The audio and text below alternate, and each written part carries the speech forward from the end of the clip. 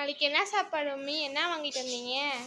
நாளைக்கு வந்து பீட்ரூட் பூரி போடலாம். பீட்ரூட் வாங்கிட்டு வந்திருக்கேன். ஓகே. பூ வாங்கி அங்க கடையிலே வச்சுட்டு வந்தாச்சு. அது ஃப்ரிட்ஜை திறந்து உள்ள வச்சுனேன். நான் எடுத்து வச்சியா? நான் அப்பயே எடுத்து வச்சிட்டேன்.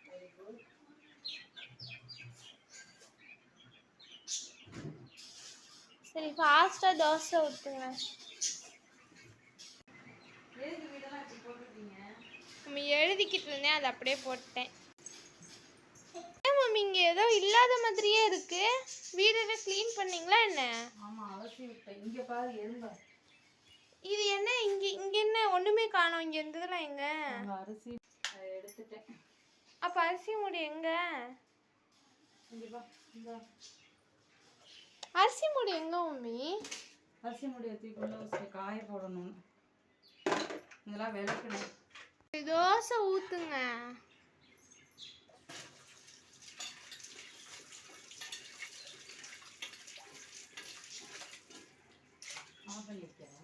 பொடி தோசை ஊத்துறீங்களா?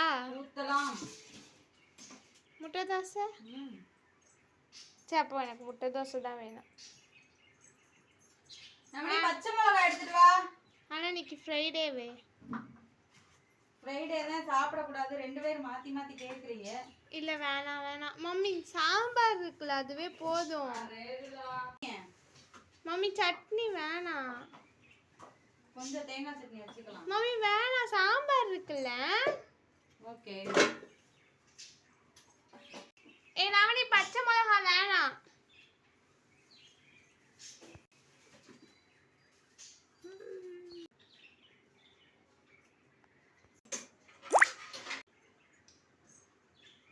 சாம்பார் கட்டி ஆயிடுச்சு.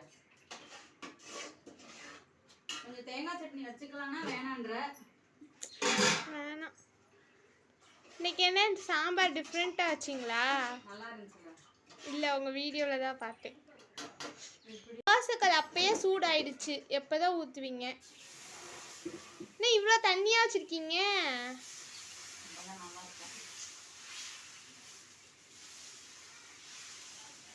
இவ்வளோ பெரிய தோசை ஊத்துனீங்கன்னா ஒரு தோசை தானே சாப்பிட முடியும்.